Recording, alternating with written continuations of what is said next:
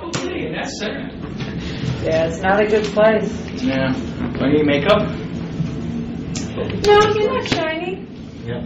It's still low definition TV, so you're fine. That's wonderful. Here. Oh gosh. Let's see. How do I look? Okay for a weekend warrior? You're in color. You're in focus. You're good. Two shots. All right. Well, let's start with your name on tape for the editors. God knows who they might be. You are. My name is Joel Brodsky. And you represent. A lot of people. Well, this gentleman today. I actually saw 3 clients today, but I represent Drew Peterson among them. And other clients, really, I do. You have just had a phone call from him. What, if anything, is new with Drew? He's in good spirits. He's in very good spirits. He's looking forward to the trial starting July 8th. He's confident, as I am, that, and the rest of the team are, that he'll be acquitted because there's no evidence to show that he did anything, had any involvement in Kathy's death. But we're here because the Illinois State Police are digging near Peoria. How much does Drew know about that, and does it make him upset?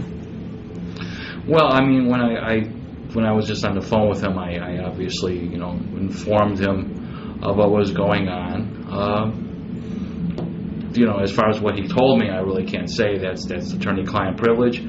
I would still describe his mood as upbeat, and his mood did not change in any way, shape, or form when I spoke with him.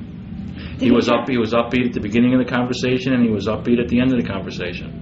Did he have any reaction to some of the allegations being made by this TMZ, that he had talked with a cellmate? Yeah, he says he would only wish that they would give him a cellmate to talk to.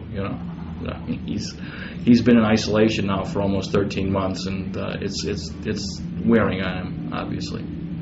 He would like to have somebody to talk to. The isolation is, how complete is it? Absolute. He's in a cell, he's in the medical ward. So he's in a cell that's basically a hospital room, and obviously doesn't have many medical stuff in it because he's not ill. And that room is 3 walls of concrete and 1 wall of one-way glass that they can see in and he can see out. That room contains a shower, a toilet, and a bed, and an area for like a locker for him to keep his belongings in. And then attached to that room is a separate day room where he goes for his exercise. And that, again, is just for him, and it's isolated from the other prisoners. So he really has no contact with other prisoners. Not even for meals or anything? Well, the pod workers bring him his meal, but the only contact is that they come in as long as it takes to drop off a tray of food and leave. So when you talked to him about today's events, was he curious about anything? Was there anything he asked about? Once again, I can't go into what our conversation was. What I told him or what he told me. I can just say that his mood was upbeat at the beginning and his mood was upbeat at the end, and I don't think it ever changed during the entire conversation.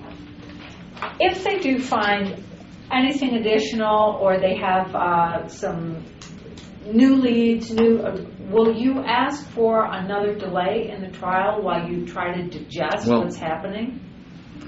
Well, I recall about it wasn't a year ago. It was about 6 months ago. There was a body that was washed up, was found along the shore of the Des Plaines River, and everybody was convinced it was Stacy Peterson, and they brought her family down there, and the news media got into one of its fits, and people were flying in from California and New York. And it turned out that not only was it not Stacy Peterson, but it was the skeleton of a man. I think that this is a similar situation. What concerns us right now is that we're only 30 days from a trial. And it is very curious that the Illinois State Police would be kind of facilitating this type of media frenzy by setting up a staging area and such, 30 days before the trial.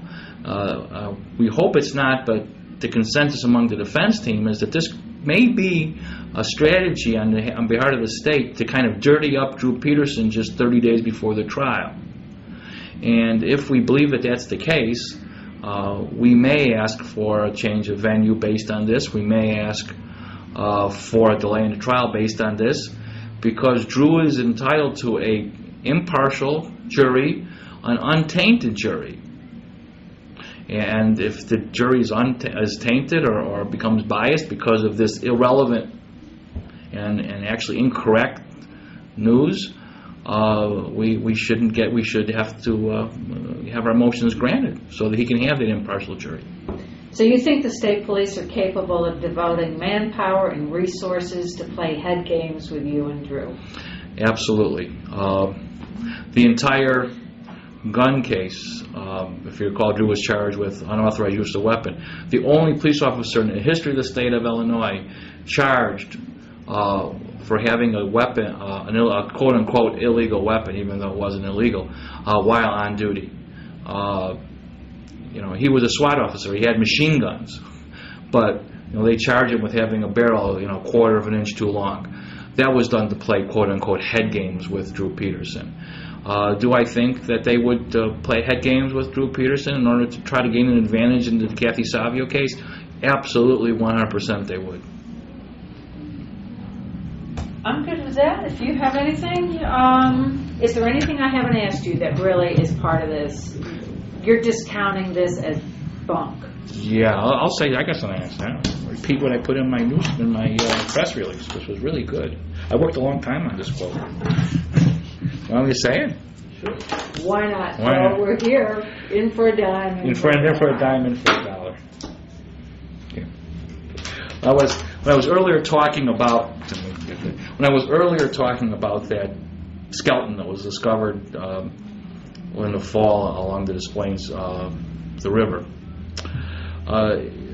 Since Stacy Peterson's disappearance in 2007, there have been a long, long line of baseless rumors, gossip, stories about Drew Peterson. I think the first one was when some trucker said that Drew had stopped him in a truck stop and tried to get him to move a package, and it turned out that trucker was in Louisiana at the time. From that start on, there's been this long line of baseless allegations and rumors against Drew. The one thing all these rumors have in common is that they proved to be false, every single one of them, and that there was never any evidence or factual basis for them in the first place. And this is just another of those rumors in that long line of baseless allegations. And the fact that it's coming so close before trial is what's troublesome to us. How about that? That's good, isn't it? That's good. It's really always good. July 8th, set for start on this? Yeah, we're working on it now. So here. Well, that and other reasons.